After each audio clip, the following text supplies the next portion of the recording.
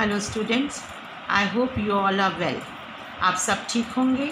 आप सभी के लिए और आपके परिवार, आपके फैमिली के हर एक मेंबर्स के लिए हमारी प्रार्थना है कि ईश्वर सभी को स्वस्थ और सुरक्षित रखे। उम्मीद करती हूँ जल्द ही मिलेंगे। I have given chapter 2 water resources, जल संसाधन assignments. I hope you all will do easily. साथ में मैंने आपको मैप भी भेजा है इंग्लिश और हिंदी टर्म में। आप उस मैप को अपनी कॉपी में या तो आप उसको ट्रेस कर लें या बाज़ार से ख़रीद लें, लेकिन बाज़ार बंद होने के वजह से आप परेशान ना हो।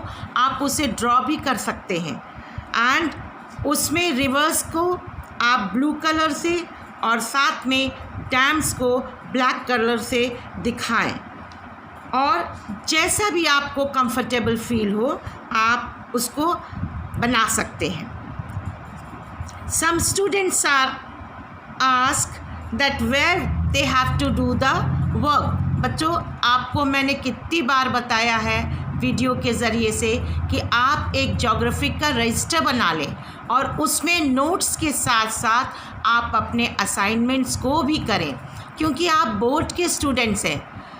आप कुछ पर्टिकुलर चीज़ें नहीं पढ़ सकते। आपको पूरी बुक के हर एक टॉपिक को आपको अच्छे से पढ़ना है। तो आप अगर नोट्स बना के पढ़ेंगे तो बोर्ड में कहीं से भी आएगा तो आप उसको अच्छे से कर सकते हैं। अब हम आगे अपने लेसन को देखेंगे, पढ़ेंगे। कल हम लोग ने ख़त्म किया था टाइडल एनर्जी को और उसके एरियाज, क्षेत्रों को।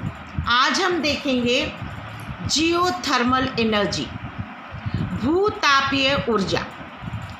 It refers to heat and electricity produced by using heat from the interior of the earth.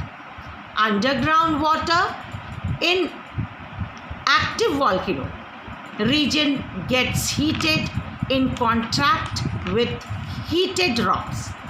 Steam pressure builds and rises to earth's surface. This steam energy can be converted into electricity.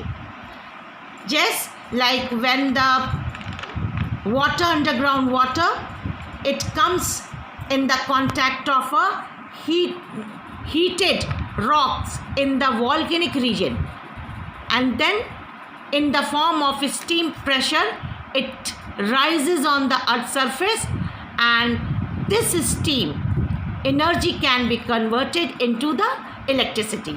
अब आप इसको इस तरह से समझ लीजिए, पृथ्वी के आंतरिक भागों से ताप का प्रयोग कर उत्पन्न की जाने वाली विद्युत को भूतापीय ऊर्जा कहते हैं। क्रियाशील ज्वालामुखी के अंदर का जल जब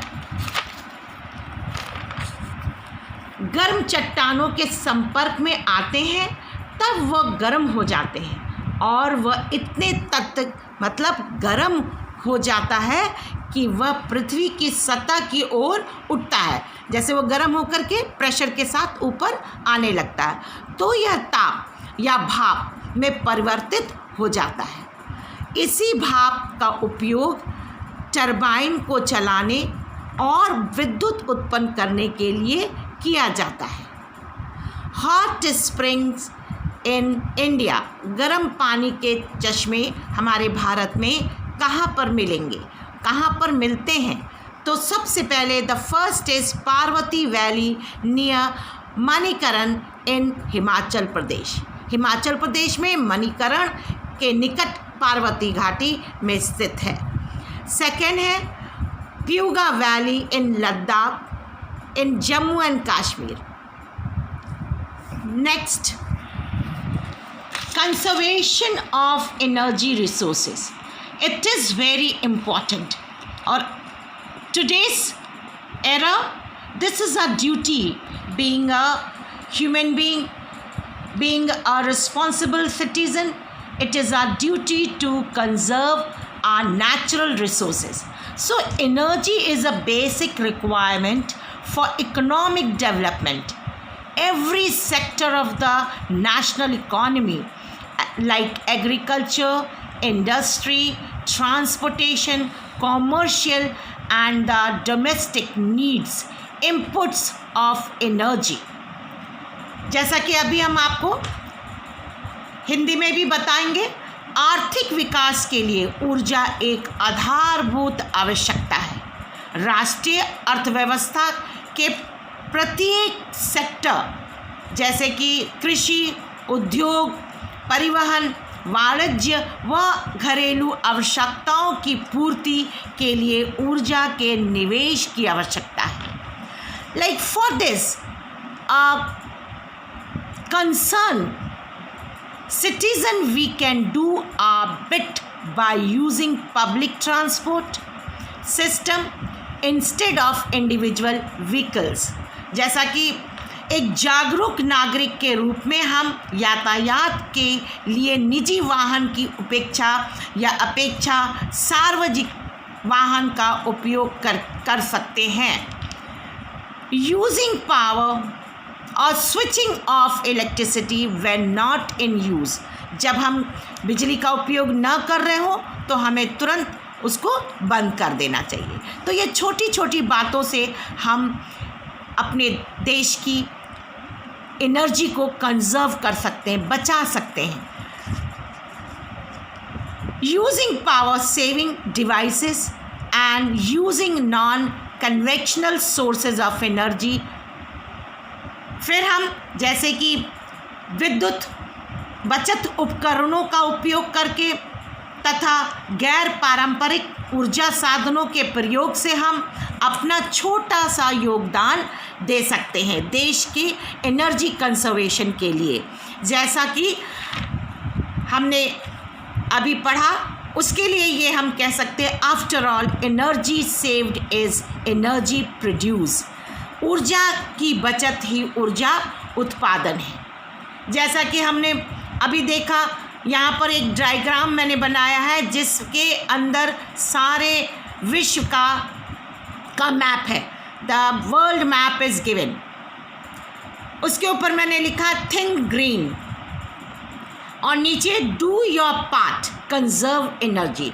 आपको अपना पार्ट, अपना कंट्रीब्यूशन देना है देश की एनर्जी कंजर्वेशन के लिए। तो इसलिए हमें थिंक ग्रीन, तो थिंक ग्रीन हम कैसे सोच सकते हैं? हमें थिंक ग्रीन सोच को रखना है, उसके बारे में हमें सोचना है कि हम अपने देश की एनर्जी को कैसे बचाएं। तो अपने आसपास के पेड़ों, अपने आसपास हम अपने पेड़ों को लगा सकते हैं, अपने घरों में छोटे छोटे पेड़ों को लगा सकते हैं, अपने शहर में आप एफर्ट कर सकते हैं लगाने के लिए, और उन्हें काटने से हमें रोकना है, जिससे हमें बहुत ही साफ़ सुथरी क्लीन वायु या एयर हमें मिले, जिससे कि हम स्वस्थ रहें। जैसा कि आज के समय में हम देख रहे हैं कि आज के दिन में जैसे सोशल डिस्टेंसिंग की वजह से या हम आज घरों से लोग कम निकल रहे हैं, आपने सड़कों पे व्हीकल भी बहुत कम आवाज़ सुनी होगी। तो इसकी वजह से हम अपने घरों में चिड़ियों के चहचहाने की आवाज़ को सुन सकते हैं। आजकल बहुत ढेर सारी चिड़िया हमारे घर में आती हैं। जैसे स्पैरो जो थी वो वैनिश हो चुकी थी, आज फिर से वो आने लगी, क्योंकि वातावरण बहुत ही साफ, स्वच्छ और बहुत ही क्लीन हो गया है। सो ये धीरे धीरे आप अपने नेचुरल फिर से ब्यूटी को महसूस कर रहे हैं। और आपने देखा होगा कि क्लाइमेटिक चेंज में भी बहुत फ़र्क आया है। हम गर्मी के मौसम में भी गर्मी को बहुत कम महसूस कर रहे हैं। This is all due to the conserving of the natural resources and we are also doing our part. हम वातावरण और अपने पर्यावरण के साथ हम चल रहे हैं, हम उसको ज़्यादा एग्जॉस्ट नहीं कर रहे हैं। तो आज हम अपने चैप्टर को यहीं ख़त्म करते हैं, the minerals and the energy resources, 4th chapter, जैसा कि HM बुक में 4th चैप्टर है। इसको आज हम यहीं ख़त्म करते हैं। And today. Now, thank you student. धन्यवाद. आपका दिन मंगलमय हो.